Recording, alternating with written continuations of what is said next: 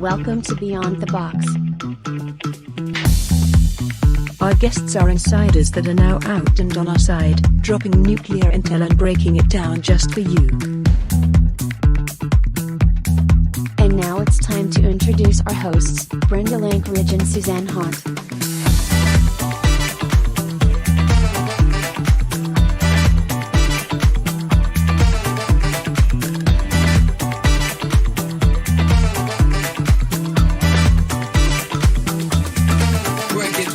Join us and subscribe for weekly shows.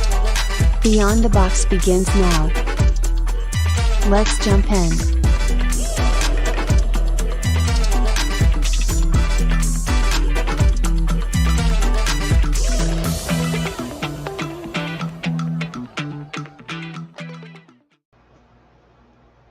Hello, everybody. So tonight, Susie's not going to be here on this show. I think she's coming on the next one. She's been out doing all kinds of fun stuff all day, so you got me. and Debbie is backstage also. So tonight we've got Nadine with us. Well, she's not here yet. She'll be here. And she has to talk about some stuff that has just recently happened in North Carolina, and she's highly disturbed by the whole thing.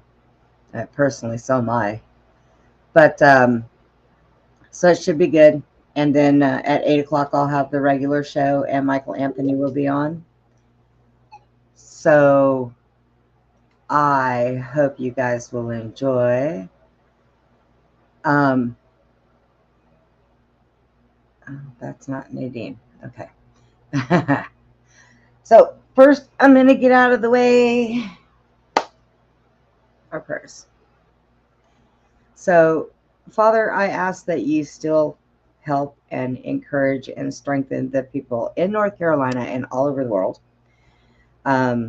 We've had some really bad times, and, well, we're hoping that it's going to get better. I also ask that you help Susie find her way home safe. She gets a little staggered on her GPS. So, and I just pray that we all stay strong through a lot of the things that are going on and what's going to be coming our way. I don't think that the worst is over yet, but only you know. So I hope that you help keep us all protected. And boy, I'll tell you, we need it. So I ask you this in Jesus' name. Uh-oh. And I just got a message from Nadine. What's going on, Nadine? The link above. I have to sign in. Okay. Let me get her this. Hang on, guys. I got to get her a link. And I'll bring Debbie in here. I don't know where Debbie went. All right, Nadine. Try this one. I could have swore I gave her the right. Why is everybody saying that's the wrong link? I can't. I don't know. All right. Oh, here we go. All right. Nadine's got the link, so hopefully she'll be here soon. Debbie? You disappeared. Wow. If anything can go wrong, everything can go wrong. Hi, Steve. I don't know where Debbie is. So let me go ahead and that's kind of messing with me. I'm going to put her back there for a minute. And Nadine is trying to get on right now, guys. So I hope y'all had a good day. I've had a pretty good day. I passed out on poor Steve last night, sitting at my desk, and finally I said, I have to go to bed, Steve, because I'm going to plant my face in my desk on you. And however funny that would have been, Steve, I really would have expected you to get screenshots, okay? Just saying. Because I think it would have been okay. And Steve, you're more than welcome to come on with Nadine. She'll be here any minute. She's trying to log on now. I see her trying.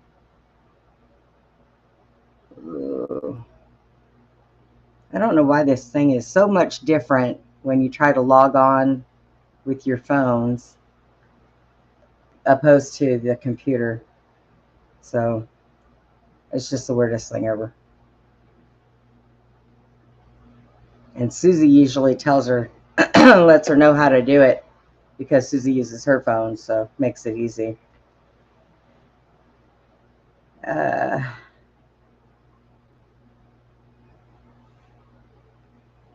So hello, Norma, Julie, Denise. And my phone's going to go nuts again tonight, obviously. I don't know where Debbie is. Debbie! Debbie, Debbie, Debbie. Can you hear me?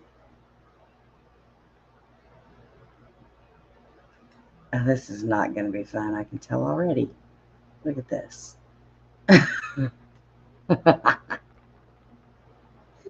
Yeah, Steve went to go, or I mean, Susie went today to go do some stuff. Having trouble. I'm on my phone. Okay. Shoot.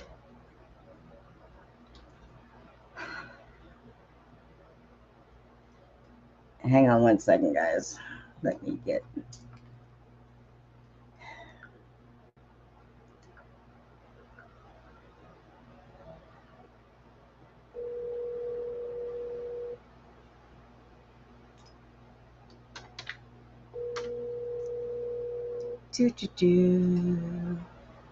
She's gonna answer her phone. Watch. I'm gonna tell her she's doing the show from her truck. She might. Hello? Hey. Yeah. What are you doing? Driving. Oh, say hi to everybody. They can hear you. Hi, everybody. So can you get a hold of Nadine? She's trying to log on, and I don't know how to do it by the phone. So can you help her get on there real quick? Yeah. I sent her the link. Well, I sent her a new link On her because phone. for some reason that one wasn't allowing her to do it without signing in. It was pulling that stuff again. So, Shit, hold on. oh wait, I've got her, Susie. Okay. I'm in the middle of traffic. Dang it. Okay. There we go. Then get off the phone, Susie. Okay. All right, bye. Okay. I was going to get a hold of Susie and have her get a hold of you to try to explain. Oh my how to gosh. do it. I'm telling you, it's crazy. Sometimes they're easy to get on and sometimes they're not. I can't even figure it out myself, honestly, to tell you the truth. Yeah. I'm just like, what is really going on here? So I need a laptop. It'd be a lot easier, I think. Susie has one that I gave her that wasn't even a year old that she doesn't use. Maybe she'll send it to you. Yeah. So, works out great. It's a thin one, so it's really Yeah. nice. So how are you? Oh, I'm a little pissed. So, I knew yeah. that when I answered the phone. Oh yeah. Yeah. So I'm pissed and I'm hoping to light a fire under everybody's ass tonight. Get it, girl. We're all down. Let's Yeah. do it. Yeah. So what's going on? So, I'm going to read some things to you, but before I do that, I'm going to tell whoever's watching, you might want pen and paper to write down some notes because I'm going to have a request for all of you that's watching and that will see this in the future. So some of us don't know this, which I think you're living under a rock by now if you don't know these things, but we have way too many people in North Carolina that are still homeless and living on the streets or in tents. They're freezing to death. So, we have people saying that it's not real. It is 100% real. We've been trying to get some of them off the street. So 2 days ago, there was a woman with her son and her dog that was out in the streets, and she was afraid of freezing to death. So it took us 2 days to finally get her a room to put her into shelter. And I'm going to tell you why that is. So we actually paid for a motel for a week for this woman. And when she got there, because her son didn't have an ID, they wouldn't let him stay. Okay, so these are families that don't have anything, people. Like, they lost everything. Okay, so they're being turned away, and they're allowed to, be on the streets to die. But because he didn't have an ID, it's just, I'm telling you, my group, we're livid. Okay, so that one rejected her. We were trying to get her somewhere else. She ended up the night before last night sleeping in an abandoned car with no heat. Okay. So yesterday we did get everything worked out, and so why you need the pen and paper is because I'm going to be listing at least the first 3 motels that we contacted who will not, I hope you heard what I just said, will not allow locals to stay. They don't allow it. Doesn't matter that it's paid for, because we were going to pay for it. Okay. They won't allow them within 75 miles. So you tell me what sense that makes. Okay. Like these illegals in all these high-dollar motels, Exactly. but nobody will let them stay. Yeah. Yes. Okay. But our people, here in the United States that are citizens, born and raised here, are being left out to die. Okay. So this shit has to stop. Okay. That's why I said at the very beginning, I'm pissed. Okay. We can only do so much. We've been, still getting donations in, which is very helpful. But it's $500 a week that we found a place that took her in. $500 for 6 nights. Okay. So if you want to know where your donations are going to, how about taking somebody off the street? Because that's what we're trying to do. All right. The names I'm going to be listing, I'm going to give you the name of the motel. I'm going to give you their address, and I'm going to give you their phone number. So I am going to challenge every single one of you to blow up their phones. Okay. Call them, do *67 so they don't see your number, and call and call and call. And if you get a manager, tell them how disgraceful of a human being they are. Okay. Don't let them have business. If you're in the area, be outside their business and tell people what's going on. Okay. Because this is disgusting. It's completely disgusting. So I'm going to list them off.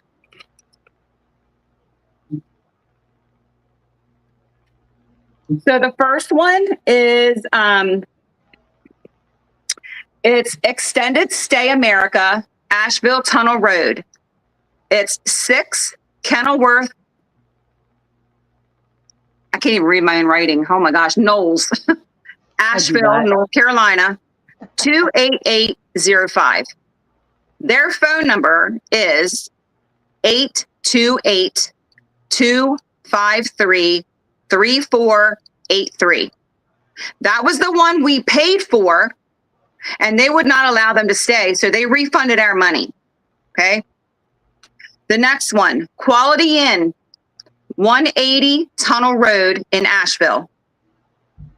Their phone number is 828-505-4648.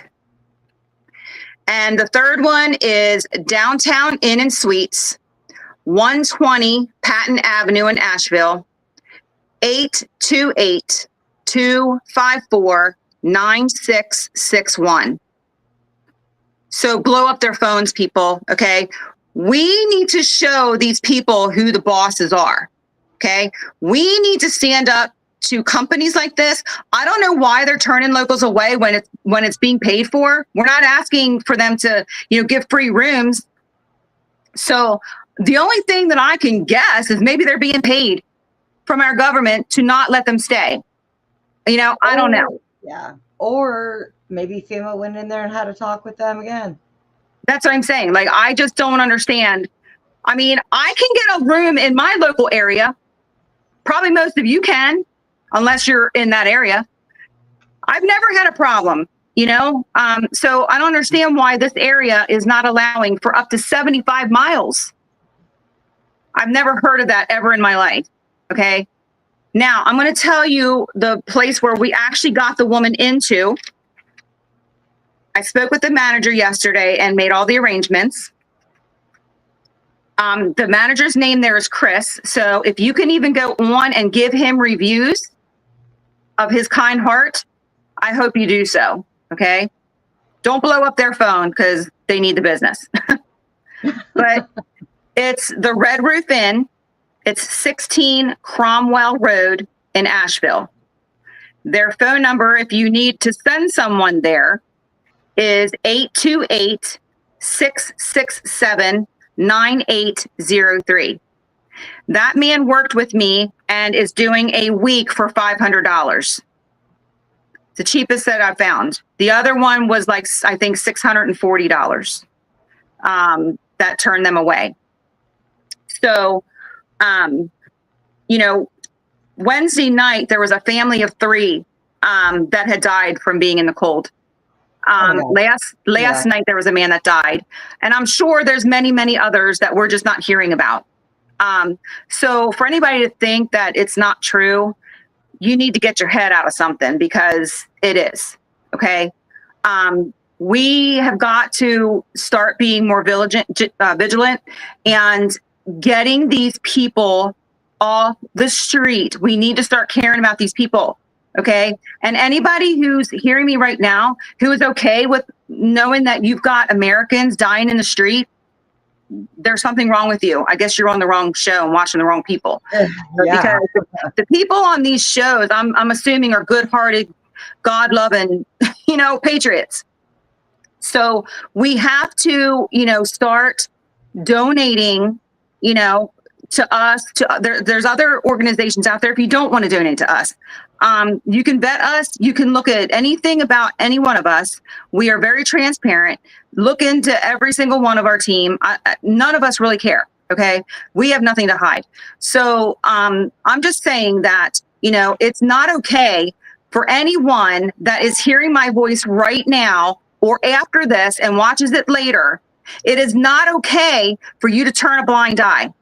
You cannot be complacent, because if you are complacent, you too are responsible for those deaths. That's how I feel about it. And you don't have to like what I'm saying. I don't really care. I'm just saying that these lives matter. You know, you got Black Lives Matter and all the stupid bullshit that's been going on for how many years now, right? Well, how about, you know, these lives matter. Doesn't matter what color they are. Doesn't matter what their political affiliation is. Doesn't matter what their religion is. It doesn't matter. Okay, these people. And if you think that it's not your problem, then I'm going to challenge you doing this too. Especially if you live in a cold area, why don't you go outside your nice, comfortable house and sleep outside for the next week and see how you feel about it? Don't use your bathroom at your house. Don't shower. You know, minimal food. You know, and just see how long you would last in 20-degree weather. Okay, I can't last 10 minutes. I don't like the cold. I don't want anybody being cold. I don't want anybody dying. I don't want these people suffering. Okay. So what are you going to do about it that's hearing me? You know, that's the question you have to pose to yourself. What kind of person are you? You know, are you a person who really doesn't care? You know, if you are, you better do some soul searching. Okay. Because, you know, as people, okay, that we're supposed to have a heart. We're supposed to care about humanity. All right. So our country has become such spoiled little brats. Right. And it's all about them. And you need to chill out if that's the kind of person that you are. You know, if you are a person, I've said this in the past in other podcasts, if you are a person who cannot afford even $5, okay, and I understand that there are people out there that are living very tight, but you still don't get an excuse. Okay. You do not get an excuse because you can't afford it, because you know what you can do? You can spread the information. You can raise money. Okay. Through you can raise money in many, many ways. Be creative. Okay. sell a service. You know, if you clean houses or if you paint, whatever, sell your service. Say, you know what, I want to raise some money. You know, I'm going to donate whatever service you have for X amount of money, you know, and that's going to go, you know, to help these people. You can just ask. Let me tell you something. I go on my Facebook and I go to my family, my neighbors, whoever, and I just say, listen, this is what I'm doing. You know, if you can help, I'd appreciate it. So if people love you and know you and trust you, they're going to give you money. So you that can't afford it just generated money. So there's no excuses. Okay. We are doing everything that we possibly can as a group to help these people. But we can only do so much. We need everybody's support. Okay. We're the ones doing the work and we don't mind doing it, but we still can't do it if we don't have the funds to put these people up. So we are relying on people like you. So I'm going to read something to you. And Brenda, after I read this, the same woman, I sent a picture of her comments to us today. But I'm going to read to you what this woman said.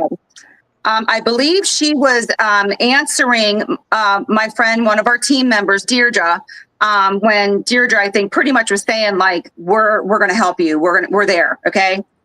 She says, I'm glad someone is.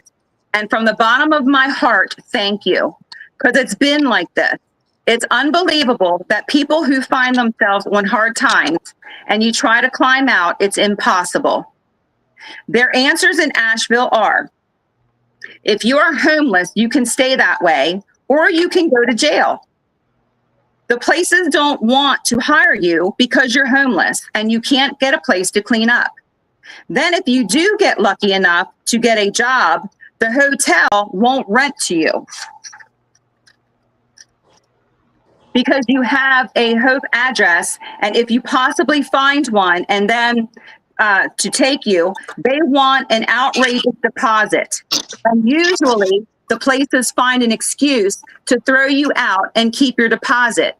It's like once you're down, they want to keep you down. That has been my experience since the storm. Wow. And then we got her a room. You've got pictures of her with her dog.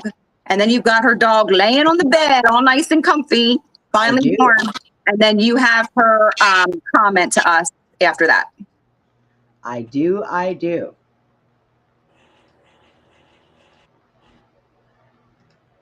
And if you're able to see it good enough to read it, because I don't have that one written down. Okay. Let me give it a shot. I'm sorry. I'm sorry. I had to deal with the situation, but I'm on here. Okay, Debbie. I'm here, Brenda. Maybe yeah. that's So I was Debbie. just listening to this horror story. This is Lisa and her dog. And she also has a son who they wouldn't accept in the first motel because he didn't have ID, because it probably washed down the river.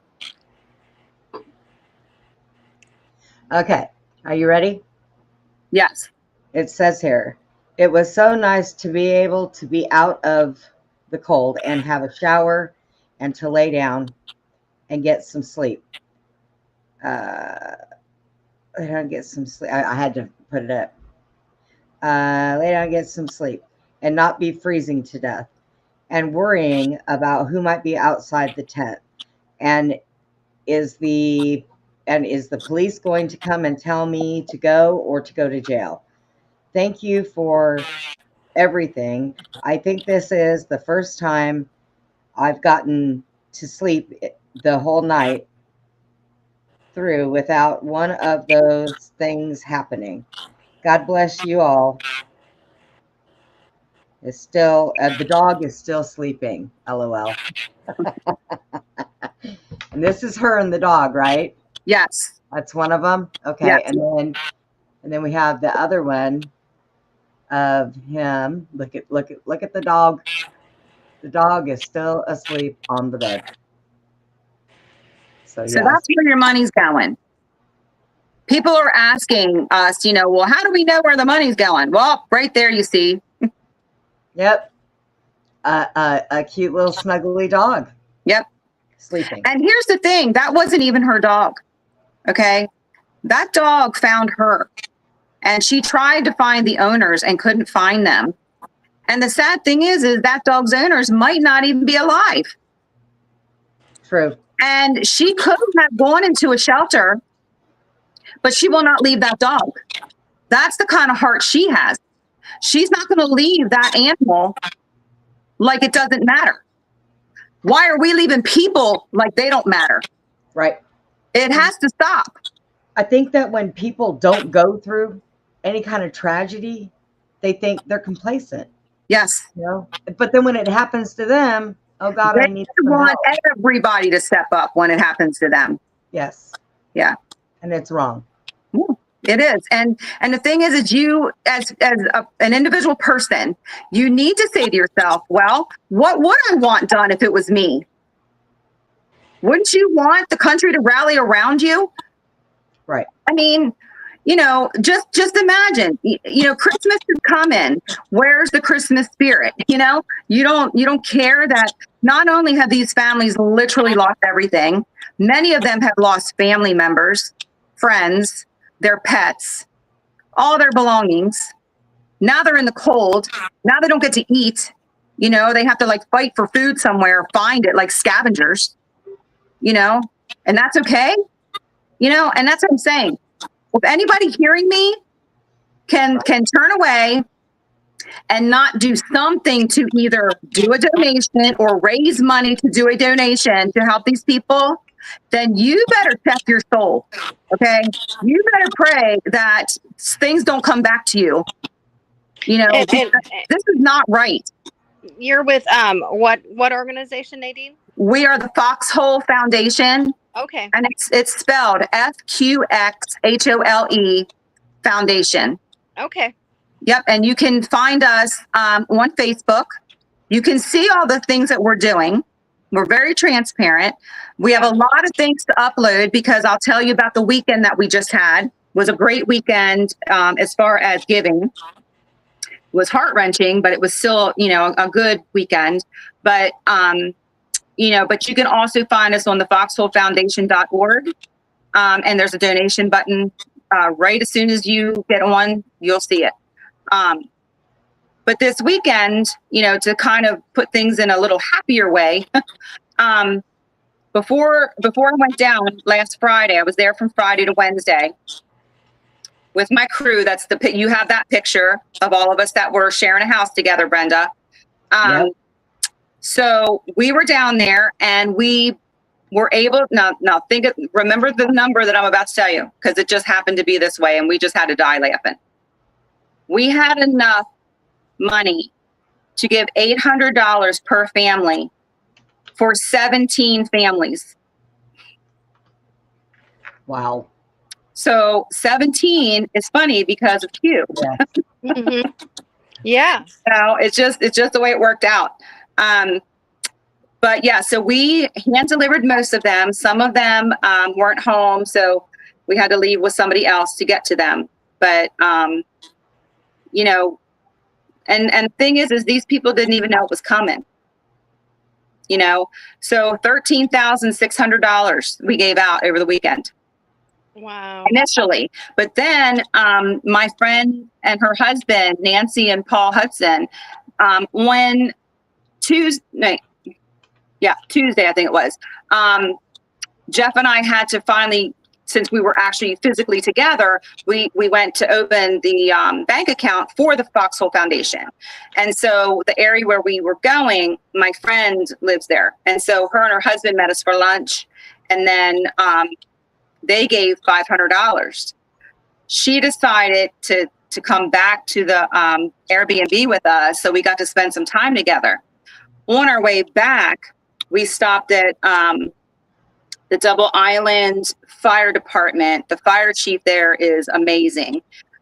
So he was telling us about 2 elderly women in dire need. And that $500 that was in Jeff's pocket went right to them. It went right to him to give, So we gave all the money that we had. And then we're starting over, So again, if you're wondering where the money's going, it's going directly in the hands of the people. Okay. And not only that, we gave $800 per family. FEMA wasn't even given that much.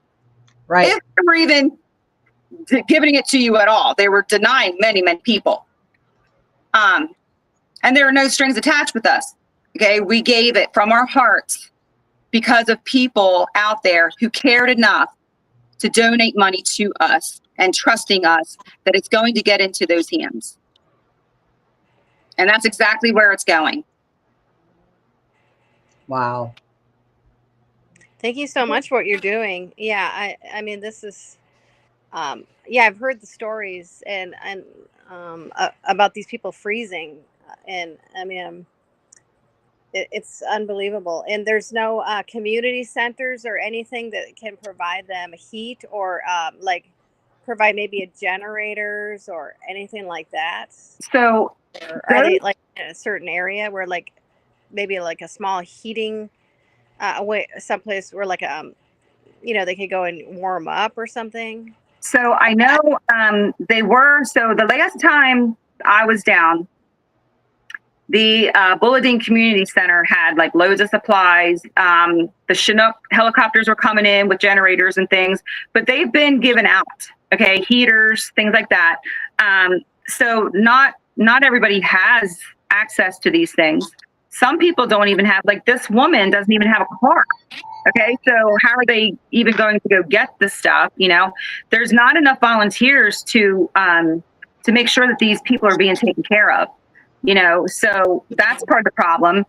Then you've got, like I said, this woman didn't want to go into a shelter because of her dog. They won't allow a dog. You know, so what do you do with what do you do with an animal that you love? She hasn't even had this dog long, and she loves it enough to not leave it out in the cold. Mm-hmm. Right. You see what I'm saying? So there's different scenarios and situations. She's trying to work with FEMA to get help, and because she doesn't have an ID, she had gotten a temporary paper or something to have an ID, but FEMA won't accept that. So why won't they accept it? You know, it's like they're doing everything that they can, you know, to not help. Helping. They're doing everything they can to not help. Yes.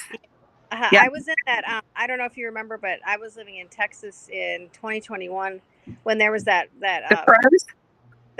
cold, that freeze that came in. Yeah.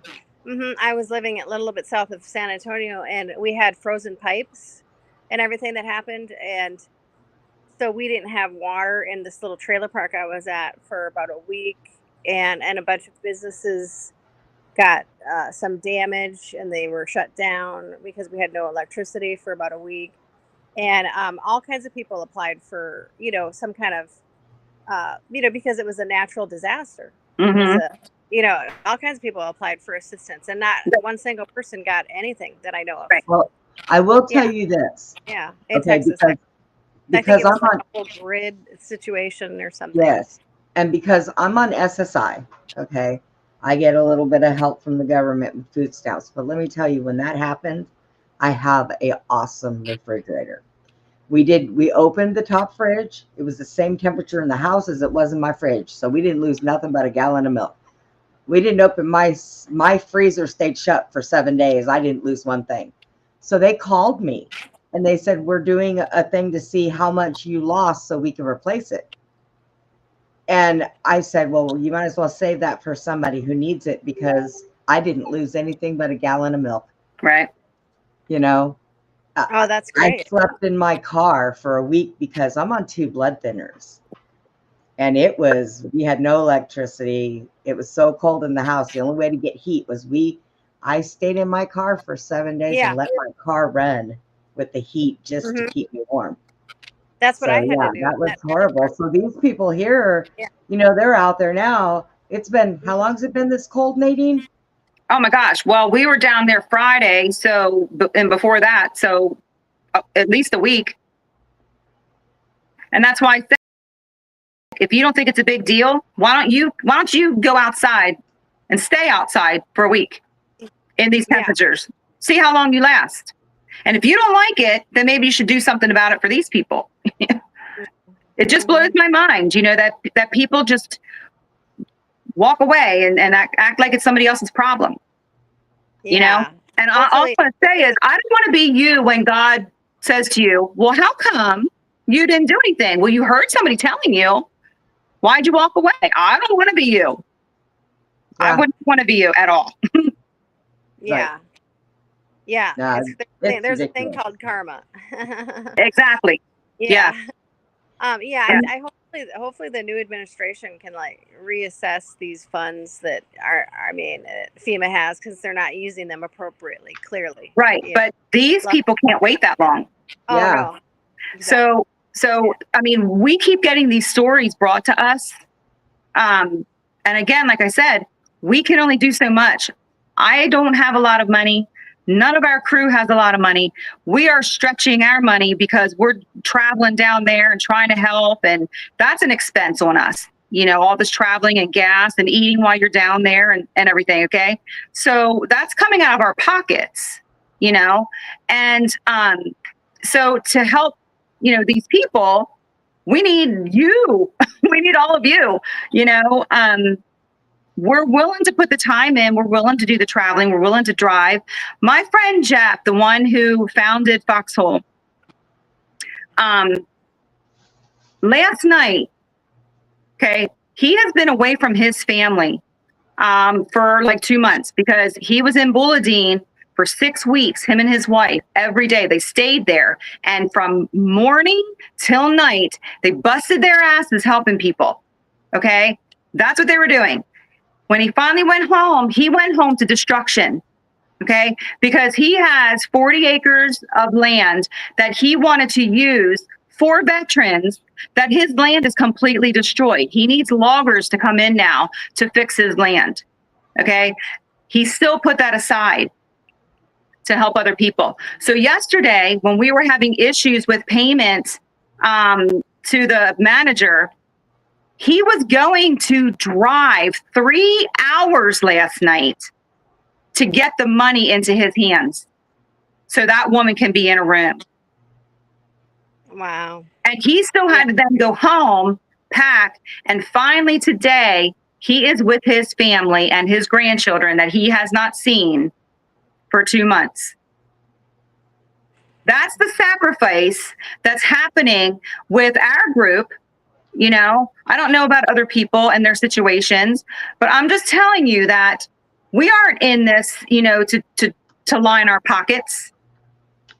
We're not that kind of organization, Yeah. And where are you located right now? Where are you driving into? I'm in Pennsylvania. Oh, you drove all the way from Pennsylvania? Yes.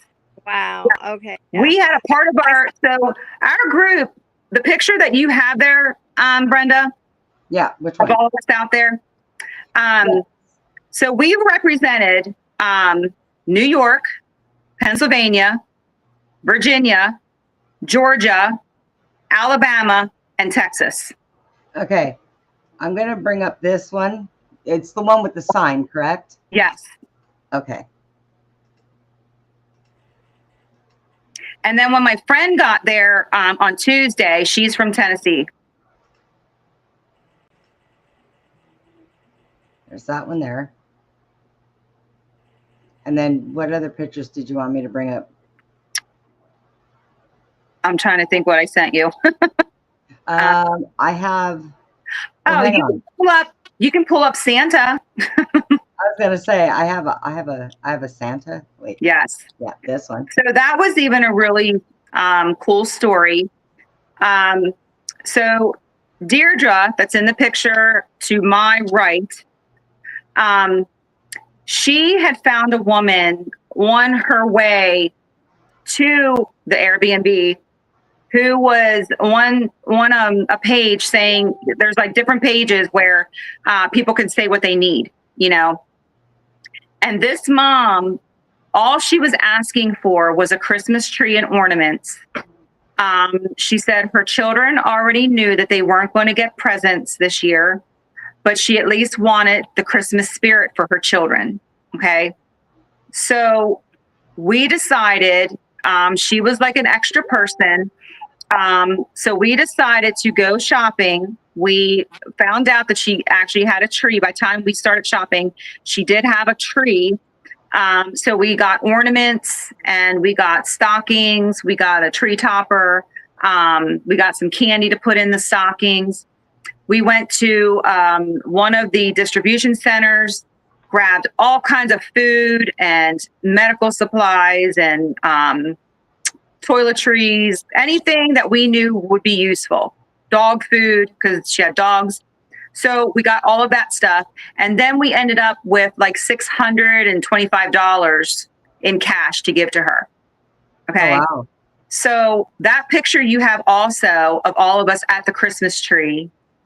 I think I sent that to you as well. You did. Or did that one go? This one. Yes.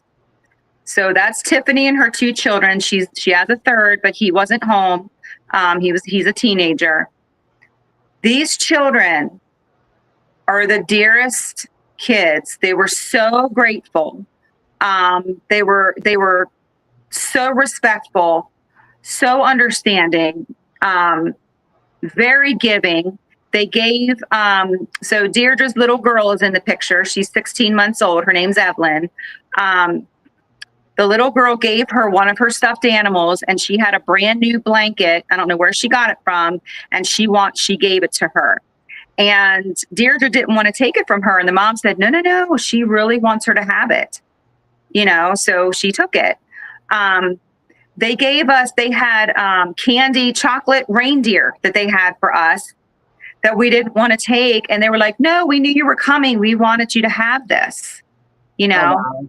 They're just the sweetest kids. So now we told the mom that we wanted, a list for Santa, and they're getting a Christmas. Okay. So we got an Amazon wish list. And we've got people that are going to be sending things to the mom through Amazon. Cause there's no reason any child should have this on their shoulders, Right. and have to do without. Right. So again, people who want to know where your money's going, this is where it's going. Look at those children. Look at the mom. She was so grateful. These are the people that, don't have anything. This woman still has no power. She has a generator that we took 15 gallons of gas to her because she was about out of gas. And she didn't have the money to get any more. So the landlord apparently isn't willing to have the power, the electric fixed, because it was grandfathered in and didn't meet code. And so now, since the storm, in order for her to get power, they have to make it up to code, which she said is $7,000. Oh, wow. So isn't that a scam? It was fine before the storm. She lived there. I think she lived there for 6 years. So it's fine for 6 years with having power. And now the storm comes. And now that gives them an excuse to have to redo everything for $7,000. This woman can barely feed her children. Half of her house she can't even live in. Wow. It's all shut off. She took me back and showed me with her flashlight. She has no appliances because they were all in the water. So she lives in like 2 rooms. Wow. So This is all and this is all in the Asheville area still. who is this? Yeah, so that's one of our people that we gave money to. We didn't get to see him. So we left the money with the fire chief, and he went to pick it up. I just messaged him. I said, it's with the fire chief. Just pick it up at your convenience. And so he fanned it out and gave us a picture. Well, there you go. Yeah. There you go. But lots of happy tears, from these people. Very grateful. There was so much going on that whole weekend. We were tired. We were all tired. But it was a good kind of tired. I bet. So one of the people wants to know if there is somewhere where they can send some goods too, you know, if need be. So to my knowledge, like the Beulah Dean Center, they're closing down. A lot of centers are closing down. I think if I'm remembering correctly, there was one in Asheville that's not even letting people take stuff. So people hate when I say this, but stuff right now doesn't matter. They need money because, first of all, think about this for a minute. So we as we want to help, right? We think, well, they have nothing. Shouldn't they be okay with this because they have nothing? Well, let's look at it in a different perspective. If you're sending me SpaghettiOs and I hate SpaghettiOs, I guess if I'm deathly starving, I guess I'll eat them. But do I want to? No. Right? So instead of sending things that is probably going to sit somewhere because it's either not going to fit somebody or they don't like it, whatever. Okay. Because again, let's think about, having some, dignity and pride and things like that. Do I want to wear a big flower blouse because that's all that was there? No, I don't. If I'm naked, yeah, I'll wear it. Right. So that's what I'm saying. So at this point, everybody's needs are so different. Cash is best. Sending the money. Now, if you want to send down, a truckload of plywood and lumber and nails and screws and tools, go for it because they need it, But if you're trying to help people individually, the best thing that you can do is donate money to get these people out of the cold so they can at least have a warm bed, have a shower, have a toilet. Think of those conveniences that, do you want to go outside somewhere? I don't, So those are the things that we have to start thinking about, putting yourself in that position. If you don't want to do it or wouldn't want to have to do it, why would you be okay with somebody else having to do it? These people were not homeless people. Right. They don't know how to be homeless. Right. There are homeless people out there that I try to help them too. I can only do so much as one person. But I have spoken with homeless people that don't want to change their life. Right. So it doesn't matter what you would offer them. These people aren't that. They want their lives back. Their stories are horrific. We had a woman, the Santa picture. When we were there at that store, we were also meeting another woman to meet us there to give her money. And her story was so sad. She lost her daughter and son-in-law. Her son-in-law's body was found. Her daughter's has not been found. And they have her granddaughter. And they said, thankfully, the granddaughter was at the other grandparents' house, or they probably would have lost her too. So they have the granddaughter and are taking care of her. The other grandparents are fighting for custody because if you have a kid, you get more money, you get more help, from certain things if you've already been approved for FEMA and stuff. And so they're basically using the kid. They doesn't seem like they really want her. They're just basically using her. And the way that they're going about it is they're saying that the mother abandoned her child because she hasn't been found. Her body hasn't been found. So the evil witch that is, saying that her daughter abandoned her granddaughter. Yeah. These people are sick. There are sick people out there, and the grandfather, I was talking to him and he said to me, he said, I had a drinking problem. He said, I'm not going to lie. He said, and he points back here because the granddaughter was in the back seat. He goes, but that right there, he said, that little girl is my sunshine. And he said, and I quit drinking for her. Right. He said, I still got my snuff. He goes, I'm not going to give up my snuff. He said, but I did quit drinking for her,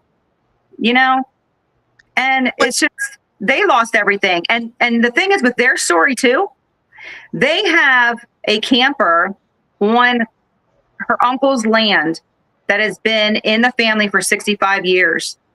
FEMA showed up and told them they have 180 days to either put a trailer on there or you have to leave. She can be in a tent. They can put a tent. But because of the camper, they only have 180 days and they have to go, or they're going to start fining them. Again, what is going on with this country? They're not, okay. The people are not really allowing FEMA in there. So you would think somebody would call them back and make them leave those people alone. That's what needs to happen. Yes. People need to stick together. We already told her on day 181, we'll come. We'll stand on that property with you. Right. And I will drive down there in arms along with everybody else and tell them to remove us. Right. You know what? We could go. I'll go with you and we'll just unplug my chair. They can't move my chair if it's not plugged in. But that has to happen. We have to show them that they have no power. Right. We have it. This is such a sad thing because I sit back and I see what they're doing for all these people that are here illegally. Yeah. Money, phones, food, clothing allowance, putting them in hotels, putting them in apartments. They don't have to pay for anything. Right. These are people that have lived here all of their lives. They are American citizens. Yes. American citizens. And they are getting nothing but shit on. That's right. It's wrong. And somebody needs to get out there and do something. Yes. This is ridiculous. FEMA needs to get the hell. FEMA, can you hear me? Yeah. FEMA, get the hell out of there. You don't need to be in North Carolina. Go get a real job someplace. Yep. Get out of there. I mean, it's ridiculous. It is. My mic just said no. but it is. It's absolutely ridiculous that they're out there and all they're doing is causing havoc. They're making more work for everybody. They're causing more harm than they're doing any good. Why are they there? Yeah. Why? It should not have taken us 2 days. Yesterday, for hours, we were working on getting that woman in a room. It should not be going on. This should not be happening. No, not at all.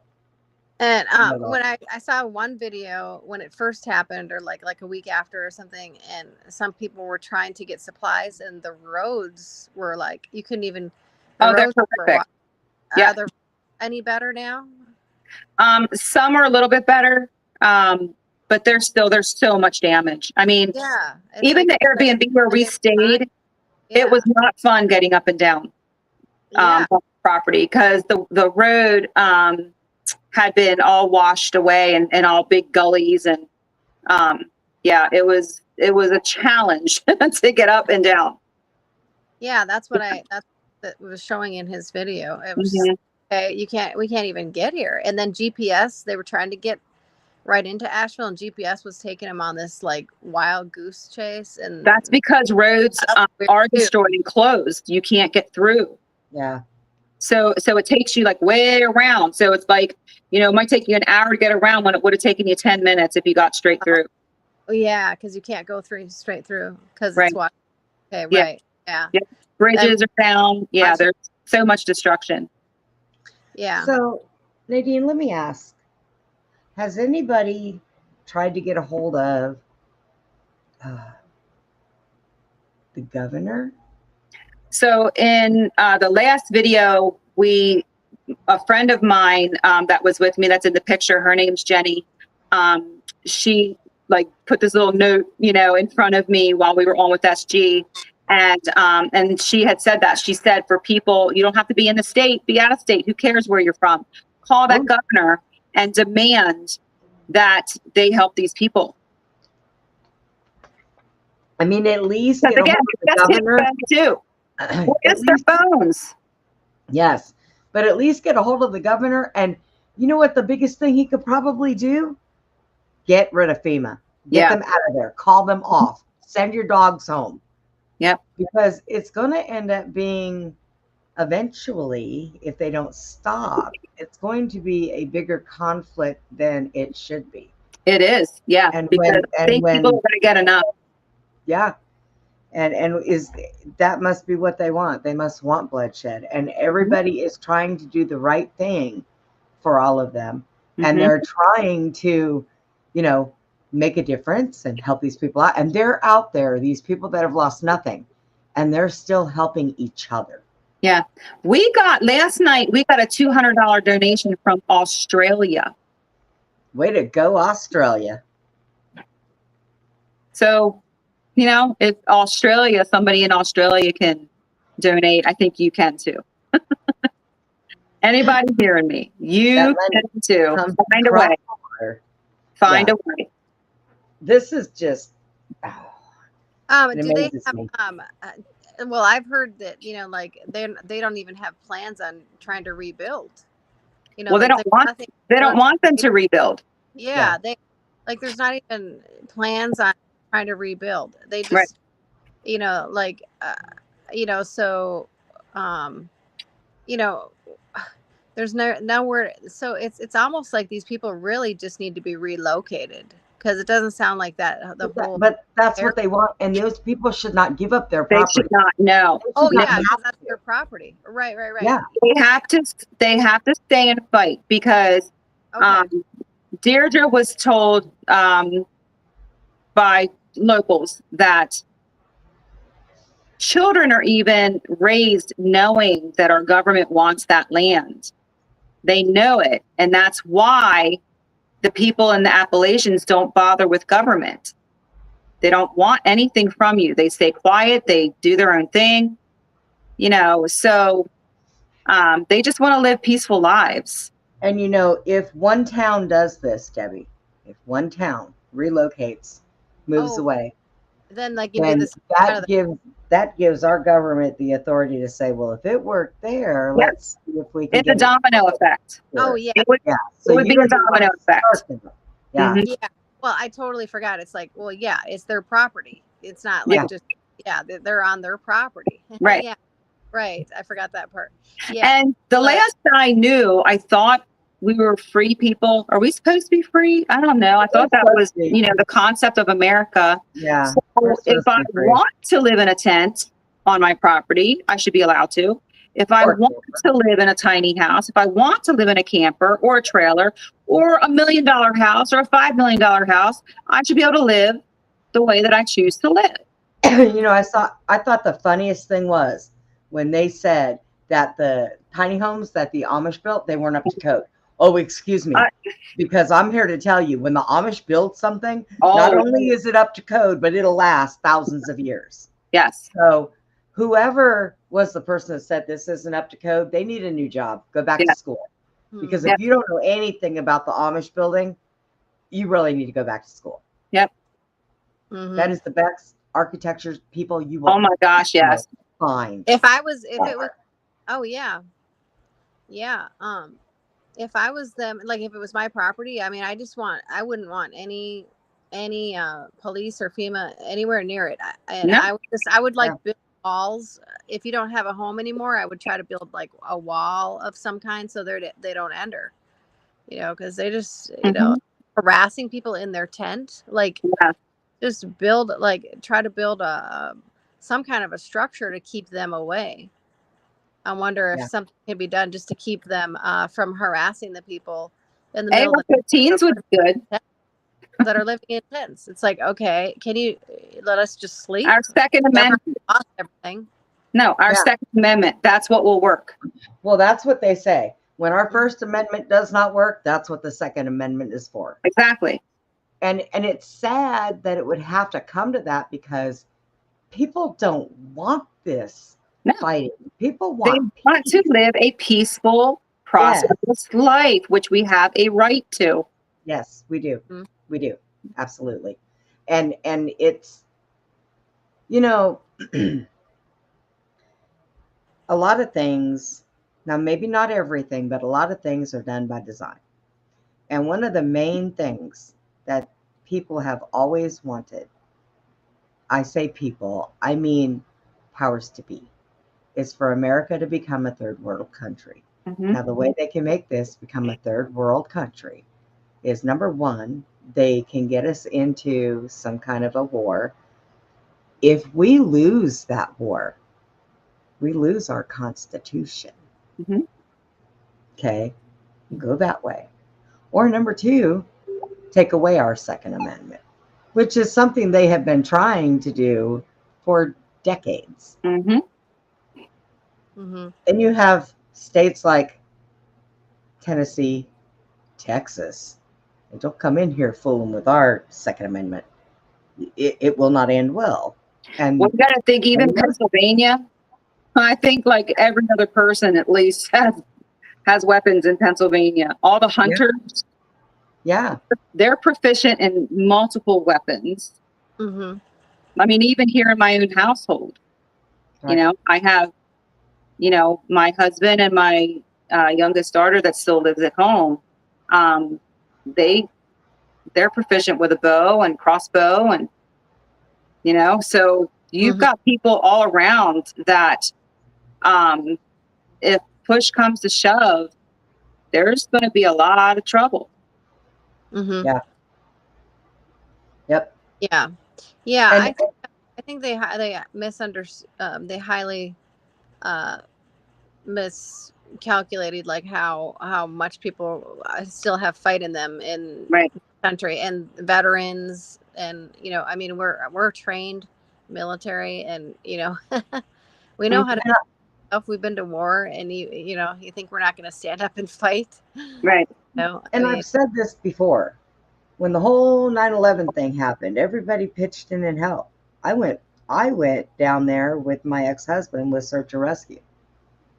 Okay. It was like a togetherness. Mm-hmm. Somewhere down the line, we forgot. Yeah. We never forget what happened, but we forgot the unity Yes. that was there. Mm-hmm. So now we've got this all happening again. And you know what? Let's not forget that this time. Right. Because no matter what you do, you people out there that are listening, you don't have $5 to donate. Take this show and share it everywhere you possibly can. Get it out there, because the more people that see it, the more people can possibly help. Yeah. In one way or another, the smallest little things that you do can help. Yeah. Nadine called me yesterday. Now, I would have put her on yesterday, but when she called, I was on my way to go out the door. I had some stuff I had to go take care of. And then it's like, oh no. And then we had Debbie's show after that. So I said, well, okay, Sunday. No, sooner. Okay, Saturday. I'll get you in there. We'll figure it out.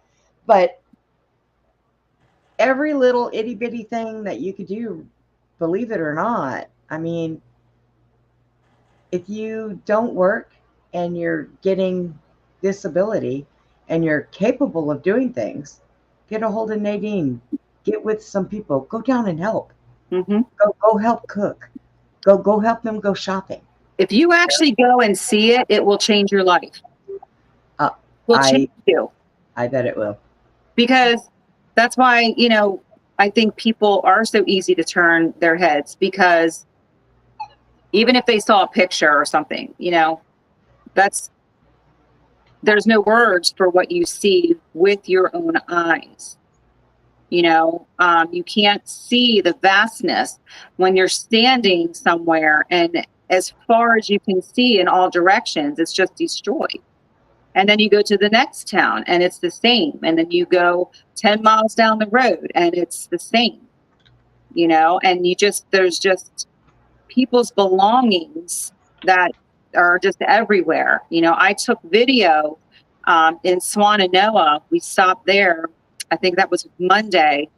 And there was a little neighborhood that when you're going down the road, the houses were close together. and it came to like a dead end, but every single house was condemned. Where are those families? You know, I took video of that. I took video. There was a trailer park.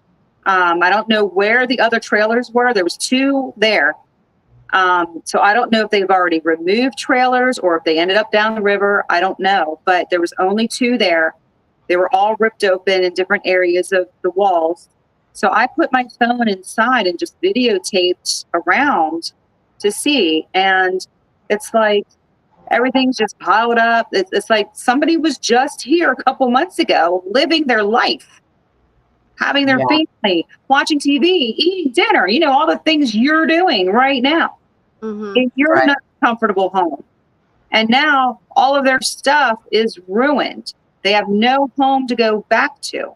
You know, I mean, there were clothes still hanging in the closet, you know, and it's just horrific, you know. So that's what I'm saying. You have to just look around you. Look wherever you're sitting right now.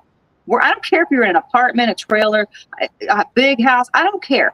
Look around the room you're in and the people that are around you, if there are any, and imagine it being gone in an instant. You've got 5 minutes to get out. Yep. It's gone. What are you going to do? Yeah. You know? It sounds like, and it sounds like it's like you call it land grab. It sounds like a land grab. Like they're trying to, you know, it's a government land grab because they, you know, apparently there's minerals. Yeah. So the show that we did with SGN that was on, I think that was Tuesday night. We did a show with SGN and in our team, the picture that you had there, Evan is from Georgia, and he did an amazing explanation about all of that because he actually has been mining gold. I could be wrong. I feel like he said 13 years, but he knows what he's talking about. And so he gave a lot of information on that show. So, you know, that will be fun to go back to and watch. Okay. Yeah, they've done that. I have a house in South Dakota, and they were doing this to some people in near the Black Hills there that had like there was like some ladies or something that were left some kind of property that had some minerals on it or whatever, and they like offered them like pennies on the dollar, and forced them off their property. And it was property that was left to them, you know, that was worth way more than what they were. And it's called a land grab. It's happening in South Dakota too. Because there was this woman that I'm friends with who was a state representative there, and that was running for governor, and so she, you know, she was hearing from a lot of these stories while she was running for governor. And so it's a similar type situation. If the is valuable, you know, there's people that want it. Right. You know, they did the same in Lahaina.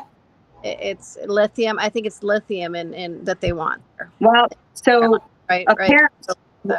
well, when we spoke with the fire chief there, okay, he said that in those mountains, it's not the lithium. He said there's really not a lot. So he said, you know, they're talking about the lithium. So look over here at the lithium. He said it's over here. They want the quartz and the gold. The quartz is the best of those. The quartz and the gold, yeah. And that would be for like silicon type stuff, or probably, you know, I don't know. Maybe China wants it. I don't know. Who knows how high this goes? But in South Dakota, there's a lot of property that's actually owned by China. I don't know. You know, there's a lot of property all over our country that, and it's all over certain military bases in North Dakota. The property all around there is owned by China. Right. I mean, we somehow allowed that to happen. It's the governors that allowed it to happen. Right. Yeah, the governors. And that's what I heard. That was another thing that I learned from this state representative. The governors allowed China to buy a bunch of land on our And so they own tons of land that we don't even know. And Right. it's usually because of some mineral value to Yeah. it. Yeah. Mhm. So is this land even owned by maybe the land's owned by China and we don't even know it, because in South Dakota Well, there's patches that are owned by China and we don't even know it. well, from what we've gathered, most of these people have been on this land for generations. But there might have been something done with the governors where it Yeah. was sold to China. That's what happened in South Dakota, unbeknownst to all the Right. residents. All the landowners, you're saying, like they didn't know. You're saying that in South Dakota, the landowners basically got No. screwed without even realizing it. Yeah, they got screwed without realizing it. It was a Okay. deal the governor made Yeah. with China, and they didn't even know, and then they got forced off. Right. Yeah, they didn't. They weren't. They weren't. Yeah, it was. And then there was also something. There's something called the School of Mines in South Dakota, which has. I mean, I don't know how so many. So there's military patents there. It's in South Dakota, and there's a bunch of military patents, and the governor sold military patents without permission as well. Or the senators or something there, they got caught doing some stuff like that too. They sold military. These are U.S. military patents. They're stored at the South Dakota School of Mines. Okay. See, that's when the news needs to come out. Yeah, and it's just like, okay, what gave you permission as a senator Right. to sell that to China? Yeah. Yeah, that happened in South Dakota too. Well, if they start getting strung up in the streets, maybe that'll stop. Yeah. Right? Bring back public hangings. Oh, Yeah. what? Did I say that? Yeah, so we have that kind of stuff going on. That's why our state representative. That's why our governors and senators to be highly held accountable for everything they've done, unbeknownst to us. Right. Yeah, and so it was completely unbeknownst to the landowners, and then they were basically just forced off, because it's like, okay, well, this land is really not owned by even the United States anymore, so you're out of here. I don't know. I mean, I don't know. It's like something really dirty happened, like to a lot of them, you know. So, yeah. So I mean, I'm not shocked by that. Yeah. I mean, so it might be. I wish I was shocked by that, but I'm not. Yeah. So that's what to look into is if there was some kind of thing going on, like maybe the land was sold to China unbeknownst to them. Mm-hmm. Well, that's whoever did that, you know, should be tried for treason, or Right. I mean, you know, it's treason and crimes against humanity. What's going on there? Yeah. You know, and so, you know, that's you know, that's the penalty is you know the we know what the penalty should be for treason, right? Right. So I mean, yeah, so I mean these people, but nobody's holding them accountable as far as like our FBI or any of those type of people, so we have to stand up ourselves. Right. Yeah. Yeah. We have to stop being stepped on. Yeah. Like, how much do you want to take? Just.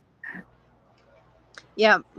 Yeah. And so somehow, you know, and there's a lot of, you know, we don't know anything about our state rep, like our senators and our governors that somehow Right. get offices, and a lot of them are in secret societies. Mm-hmm.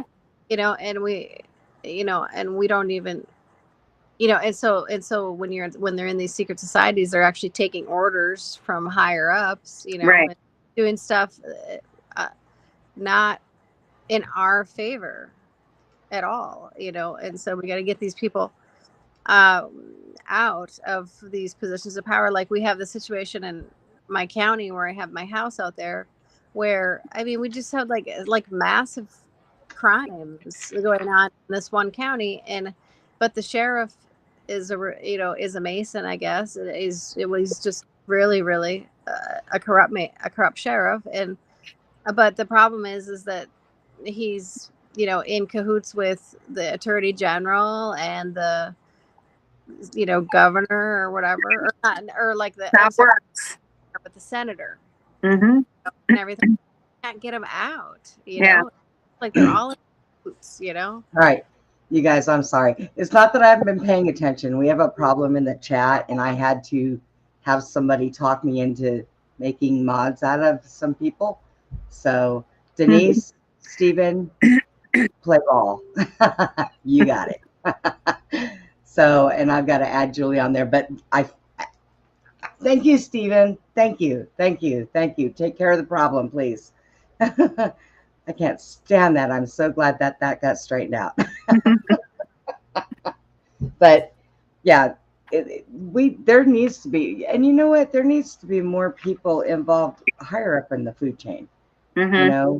There really has to be, because I mean, I think we all help each other because they can't do a lot of things without us. Right. And we kind of need their help too. So I think they really need to start participating a little bit more and helping the people. Mm-hmm. And these governments, they got this shit backwards, Nadine. And all these years it's been, we work for them, and that's not the way it goes. No, but that's because we're about it. We're the ones to blame for that. Yes. We're all to blame for that. So now we get to make a decision if we're going to allow that to continue. Yep. And this is a perfect scenario to show that we are done. Yeah. We're going to stand up. We're not going to allow this to happen. We're not going to allow these people to suffer. Right. And show that we have more power than they do. And they need to be afraid of us, not us being afraid of them. Yeah. And yeah, because that's the way it's been, and it shouldn't have to be that way. We should not be afraid of them, because more of us than there are. Yeah, definitely. People haven't had that concept for a long time. They're more individual. What can I do? Well, maybe you can't do something, but get 1,000 of views, right? Then you can do something, get 1 million of views, get them, but people don't think that way. They've ingrained in people to be selfish, to be self-centered. It's all about you, and it's not.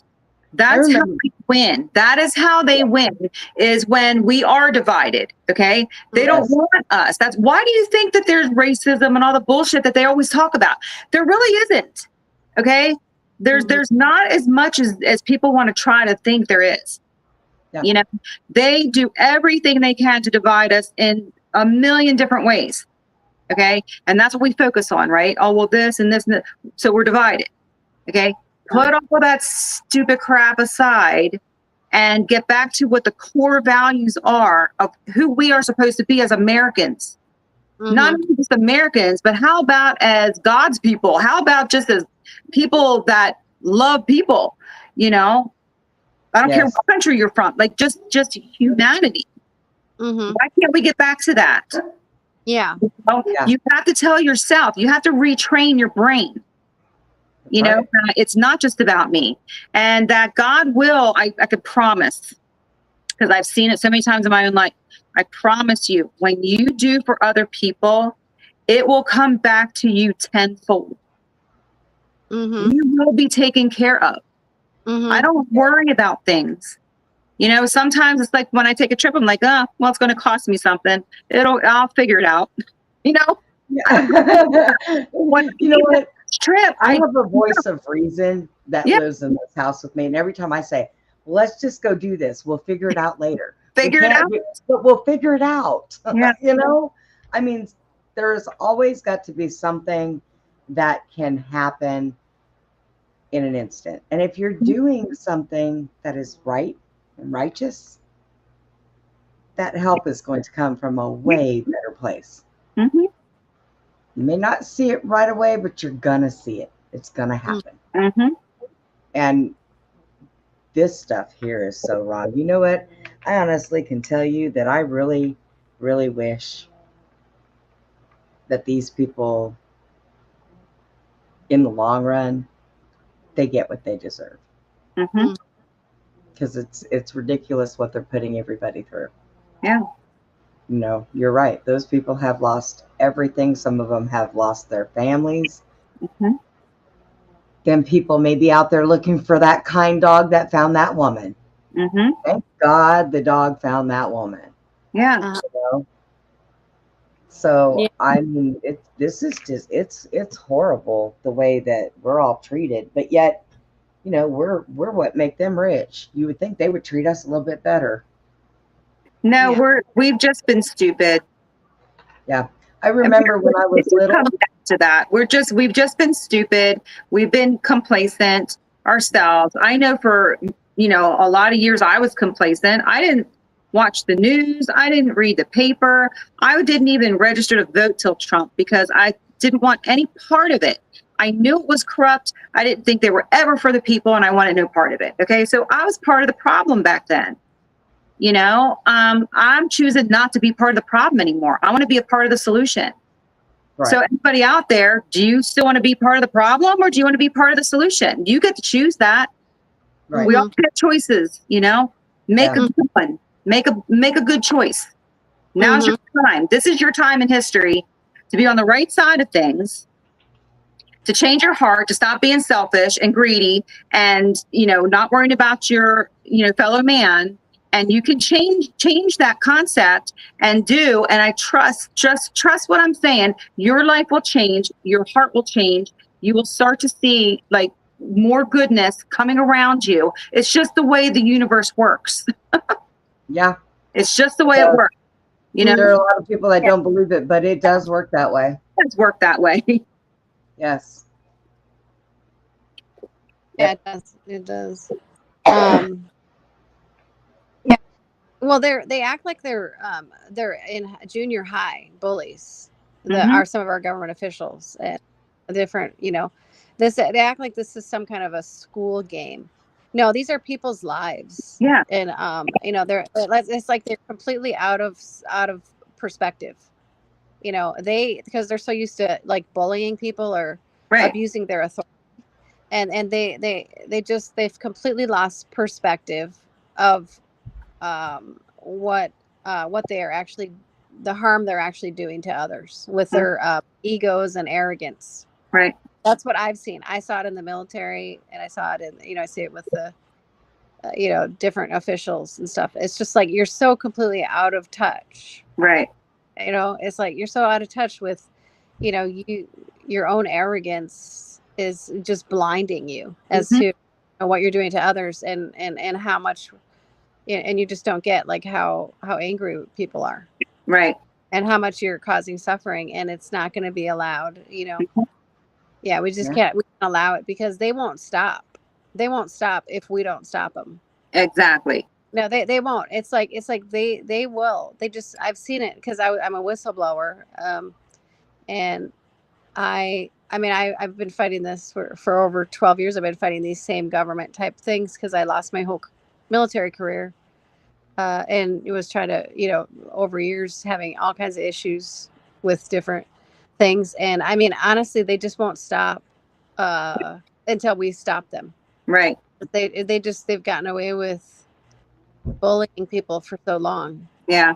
And they're used to getting away with it. So yeah, we have to start coming together as communities again and everything. And yeah, because they have to be put in line, like seriously put in line. Yeah. Well, thank you for your service and sacrifices. Oh yeah, thank you. Yeah, Debbie's great. She's sweet. We had her on last night. We like when she comes on. We get into some in-depth conversations. Just talk about all kinds of stuff. It's crazy. But so is there any kind of an outlook that you're thinking, towards getting better with this? Yeah, they need to rebuild, they need things, but where does it go from here? Right now I understand getting them into warm places to live, feeding them and all that stuff. But what's going to happen months from now? You know, has anybody got any kind of plans for everything that they're doing or what's gonna happen? I mean, hopefully once, Trump is in, they are going to get the help that they need. I hope so. Yeah, but I mean, we just have to get them to that point. We need to keep them alive Yes. to even get them to that time period in the future. So 3, 4, 5, 6 months from now isn't going to matter to those who are going to die tonight in the cold. That's right. That's right. So it's at some point, we can't look too far ahead. We have to see what's right in front of us. And right now, what's right in front of us are lives that are being threatened by the weather. And we need to get them out of that. I mean, winter is just beginning. Yes. Exactly. It's so get really cold, and they need. We need everybody to pitch in. If I have $100,000 donated to us, we're going to be down there like, okay, do you need a place to stay? I'm going to fill the motels. Yeah. Is there are at least the motels haven't been washed away. There's a lot of motels and different things. There are, if they'll let locals stay. So again, where are we going to fight? Okay. So we need to, call these places, harass them, take away their business until they give in to say, okay, like, why does it matter to them if the room is paid for? Why does it matter to them who's sleeping in the bed? Yeah. That's true. I understand that. It doesn't matter. The room is being paid for. That's right. Yeah. Yep. So somebody did something, because I cannot see any motel, especially with what's going on now. If people got money to come and stay there, they're going to want their business. Yes, I can't see them giving that up. Yeah, that's what I said. I almost feel like it has to be a government thing. That's just what I think. That's just my opinion. I don't have proof of that. It's just my opinion, because it's too nefarious. Because let me tell you something. If I'm a business owner, okay, I want to thrive. I want your business. I want your money. Okay, that's what's going to pay my bills. That's So I'm not going to turn business away just because you live next door. I mean, who cares where you live? That's what I don't understand. Yeah, well, that was you have all these hotels that have survived this massive flooding of 20 to 30-foot floodwaters, just washed away everything. But these hotels remain. They should be aware that people have literally lost their homes and everything else with it, their IDs, and anything that would help them get back on their feet. Right. So this is where you step in, and you're helping these people at least have a place to sleep for the night. Yeah, trying to. Yeah. And they're bucking us along the way, to say that all these different rules, that these people can't stay. I mean, to tell somebody, oh, well, you live closer than 75 miles, so you're not allowed to get a room here. You should have, and you know what they should tell them? And my house floated 56 miles away. Yeah. So what do you want me to do now? It just doesn't make any sense. That and the whole ID thing. I know I've been to plenty of motels in my life. And when there's two people that check in and one's staying in the car, they only want one ID. That's right. So if the mother had some way to identify herself, that's right, they shouldn't have needed the sons anyways. So that's a crock of crap right there. Yeah, it was just something else to make it difficult, and to have a reason and an excuse. That's all they're doing. They're just trying to find all these different excuses. That's right. And the thing is, it's like, these motels knew the situation. They were explained that these people lost everything, and they're like, it doesn't, like, oh, wow, that's our policy. That's our policy. I can't even imagine looking somebody in their face and saying, you can't stay here. Go back out there where it's, 20 degrees. Just go. Get out of my way. Right. Like every single public official in that state should just be completely removed. Yes. I mean, because they're in on it. They're clearly in on it. Yeah. Yeah. of course, if yeah, I mean, you're all just fired. Like Yeah, Trump, because like Trump likes to say, you're fired. Just yeah, fired. because those representatives could go, do a state of emergency and say, no, you're not going to have those policies right now. Even if you want to do them later down the future and you're that stupid, go ahead, ruin your own business. But right now, no, it's a state of an emergency and we need your rooms and they're being paid for. So shut the F up. Yeah. Yep, absolutely. And the businesses that are part of the problem, well, I feel sorry for them. Mhm. No, we need to ruin them. Yeah. Yeah. We, okay, us, the ones with the power, we need to show them, who's boss. So that's why I said, I gave you the phone numbers. If you didn't write them down, go back to the beginning and listen. Write the numbers down. Call them 20 times a day. Yeah. Everybody, just call and call and call and call and call. Make them afraid to answer their phones. Yeah. Could you repeat the numbers again for us? Tie up their lines. Yes, I will certainly repeat those numbers. I'll type it out in the chat for everyone. Yeah, I'd be happy to do that. And I mean, whatever these so if these hotels are part of chains all over the country, well then we should boycott that whole chain all over the country. That's right. Okay, all right, you're going to do this to people in North Carolina, then we'll never do business again. That's right. We'll never give you your money in any kind. I'll never stay in a hotel that's doing this to somebody. Right. Yeah, and so you just put the names out of the hotels that are doing this to people. You got the name, put them out. Yeah. And so then the first one, giving them business. Yeah. The first one is Extended Stay America, Asheville Tunnel Road. And the phone number there is 828-253-3483. The next one is the Quality Inn. That's also in Asheville, 180 Tunnel Road. 828-505-4648. And the third one is Downtown Inn and Suites, 120 Patton Avenue in Asheville. And that is 828-254-9661. So Patton Avenue? Like the general? Yes, 120. Yes, 120 Patton Avenue. Okay. Mm. And if you're from the area, gather a whole bunch of people and stand outside their business on the street where it's public property, and tell anybody driving by, tell anybody trying to walk in, and tell them, don't go here. They're willing to put people like us on the street to freeze to death. Right. Mm-hmm. Go to the Red Roof Inn. Yeah, go to the Red Roof Inn. Go to the Red Roof Inn on 16 Cromwell Road.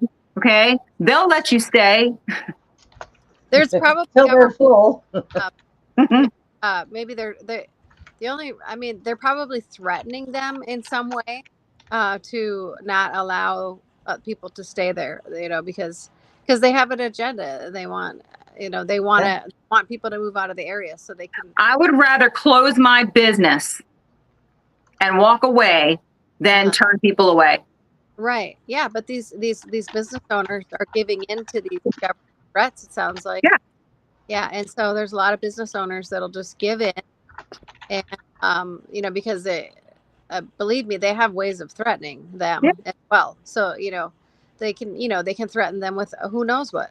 All kind, knows what they're threatening with, but they're clearly threatened because no normal business owner would turn people away. So it sounds like they're being threatened by the government, and maybe will whatever they can do. They have a million things they can threaten them with. They can hack in I don't know hack their whole website or who knows what. I mean, believe me, I've had everything done to me you can imagine. So, I mean, there's so many things that they can do to a business to destroy you. You Right. know, so they have their ways. Believe me. Yeah. But Oh yeah. probably being threatened is what it sounds like to me. But so it's not, it's really it sounds like a government thing for sure. That's the only thing I can come up with. Yeah. There's no other logical reason, like you said, as a business person, that's what you live on, you know? Yeah. So to turn business away. No, yeah, it does, because who cares where the money is from? So they're clearly being threatened, and yeah, all the way up to the highest levels of our government. This, so So The Red Roof Inn number, if people want to thank them. that's the good one. Yeah, and if they can even like do a review online for them, that would be great for their business as well. And their address too, if you have it. So the Red Roof Inn is 828-667-9803. And we need to show that we will make or break you. That's all right. That sounds about right. It's really sad that it has to come to all this. mm-hmm. Nope. Well, you can definitely tell who has God and who doesn't, because Yeah, for sure. I mean, I don't understand how Whoops. people can turn their back on other people that don't have anything. And I said, I understand that a lot of people can't just take a drive, down there. But if you can, and I'm not saying it to just sightsee, right? I'm saying it to just have an awakening of what the truth is. To see with your own eyes. It will change your life and it will change your heart, because you can't see that kind of destruction and not want to do something. Because if you can and you don't want to do something, then there's something wrong with your heart. Yes. Your humanity. Period. Yeah. Well, is there anything else that you want to discuss? You went back down there after Thanksgiving, right? Yes. Yeah. Yep. We did our cash giveaway for Christmas. A lot of people very grateful. A lot of happy tears. So that was nice. That's pretty awesome. Giving hope, telling them that we're here. We're not, we're going to keep checking in on these same people, seeing, how they're doing. And, we have all their contacts. So, I've said before, when I went down the first time, I couldn't just drop and go. I couldn't just think that I did enough, and so it's the same way, our group, we're not a drop and go. We want to keep tabs on these people. We want to, have communications with them. If they want to talk, I give my personal number out to everybody. So they can call me or text me if they just need to talk, if they just need to cry, if they just need to yell and scream, whatever. Sometimes that's what's needed. So, I don't have a problem doing that. And nobody else in our group does either. We're just like, oh yeah, here's our phone number. Yeah. Reach out to us. Yeah. It sounds like the community centers, they're starting to close now. I mean, they should maybe somebody could put pressure on them to keep open. And it's like it's coming into winter. Yeah.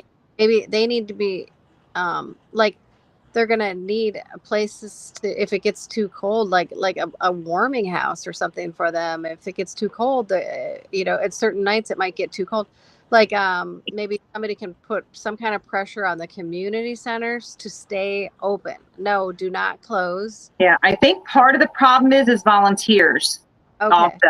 I think they're just having trouble with volunteers. I know at the Bulladine Center, I don't think they were getting as many people coming for stuff as much as they thought they would have. And just, when Jeff was down there and talking with the locals and everything, just learning, it seemed more that a lot of them were afraid to come out. A lot of them were afraid to show that, they've lost everything and need help because of possible land grabbing and, you know, all of that. So they just kind of stay tucked away quiet and try to figure it out, you know. So part of our group and everything was trying to find those families and say, well, what do you need? We'll bring it to you, you know. So, but there's not enough of them. There's not enough of people like that that's there. So we can't keep a big center open if there's nobody to man it. So. Oh, wow. That's true. Yeah, and there's definitely a fear factor there where they're scared. They're extremely scared because they're scared of their own government.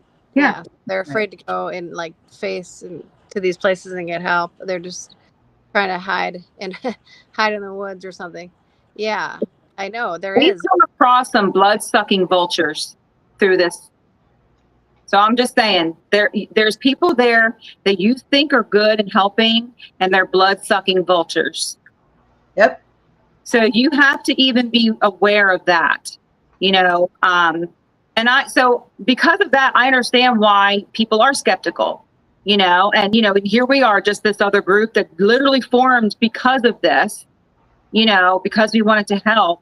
So who's to say we're not blood-sucking vultures, right? No, people don't know, right? And so that's why, you know, we try to be very transparent. We try to show what we're doing all the time. You know, money's coming in and it is going out. And then we show that because, you know, we want to be trusted. We want to be those, you know, groups of people that that our hearts connect with others, you know, and they know that they can come to us and count on us and trust us. You know, and so that's why I said, if anybody wants to look into any of us, go ahead, have at it. You're not going to find bad. Nothing to hide.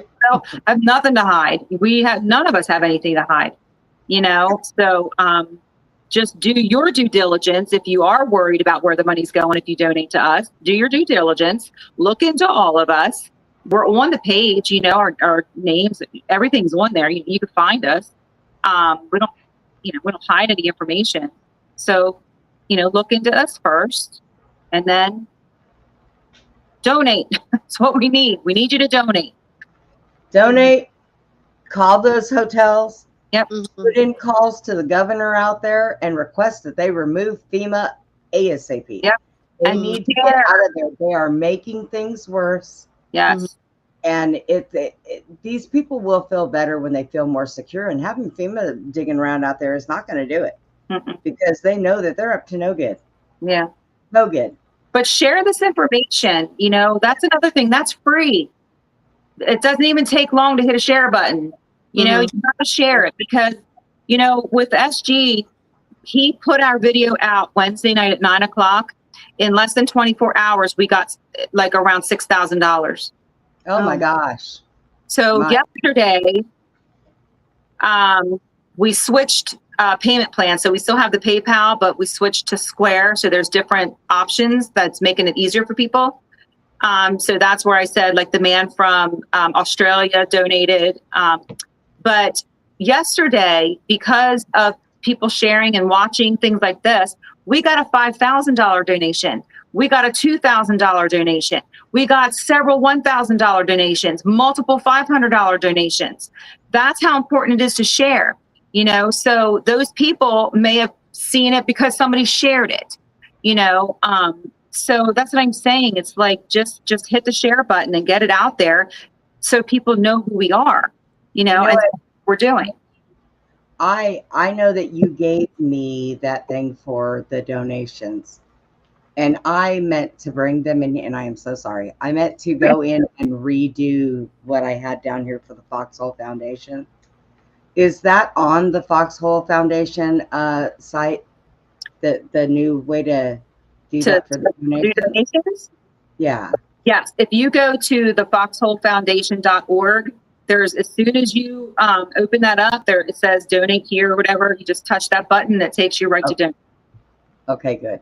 Yeah. Because I was going to. The Q in FQXHOLE? Yes, it's FQXHOLE. Okay. Yeah. That's deliberate, and is by design also. Y'all know how that works. I kind of like that design. That Just a little bit.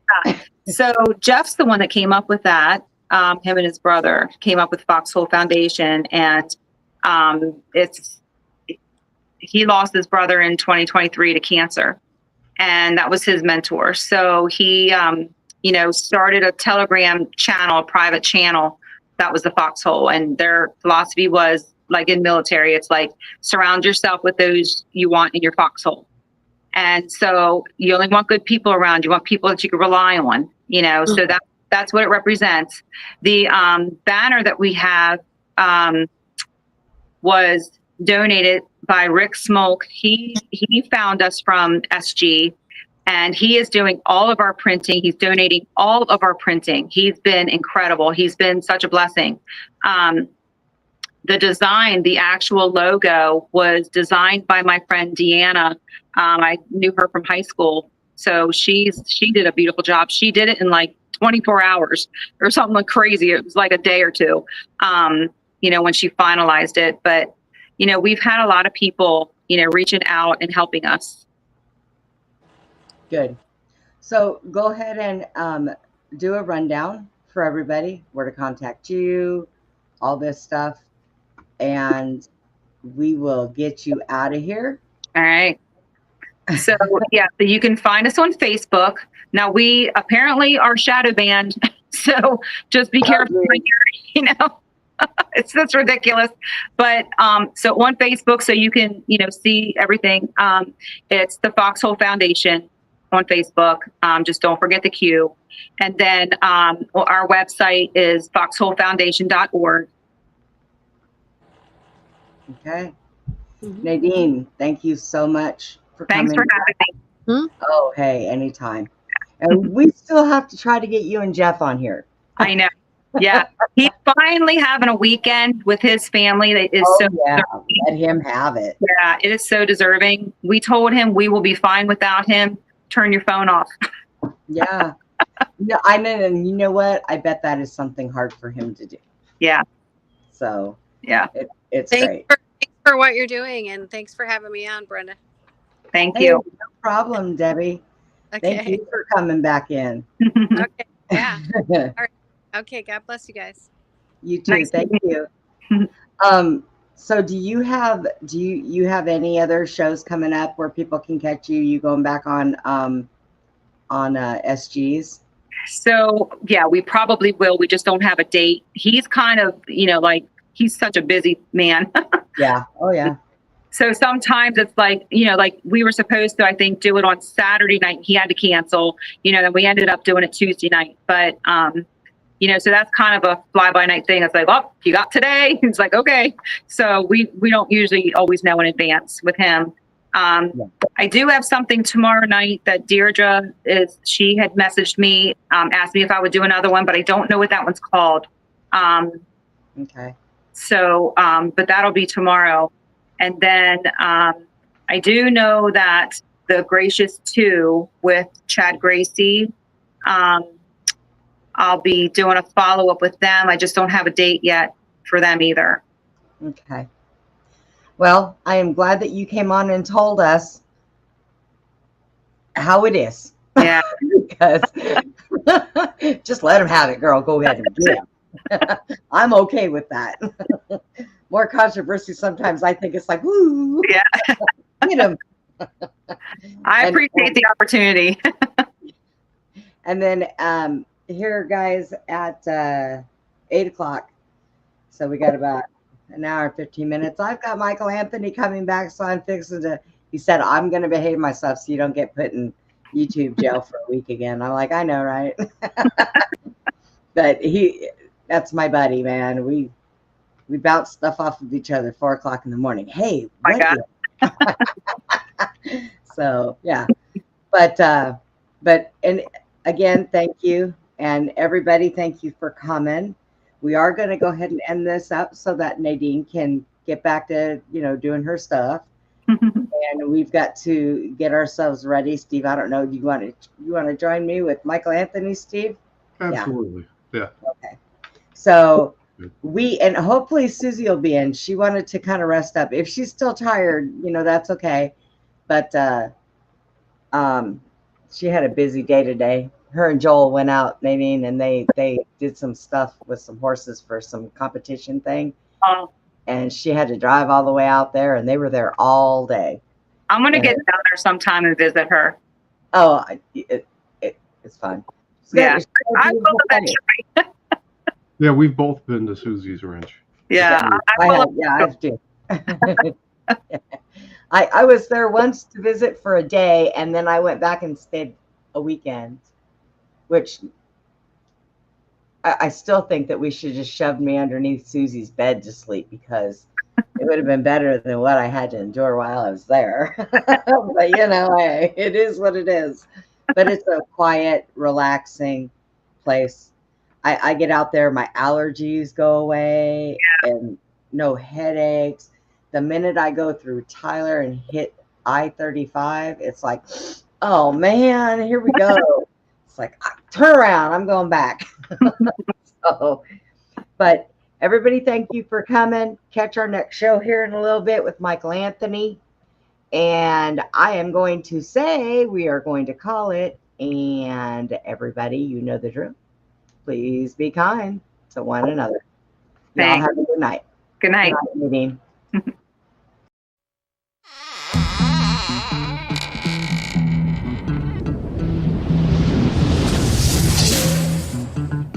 Goodbye for now, from Beyond the Box. Please join us again for Beyond the Box, Friday and Saturday evenings, from 9 p.m. to 11 p.m. Central, 10 p.m. to midnight Eastern. Join us for more intel bombs from our extraordinary guests. Good night, Putin. Good night, Tucker.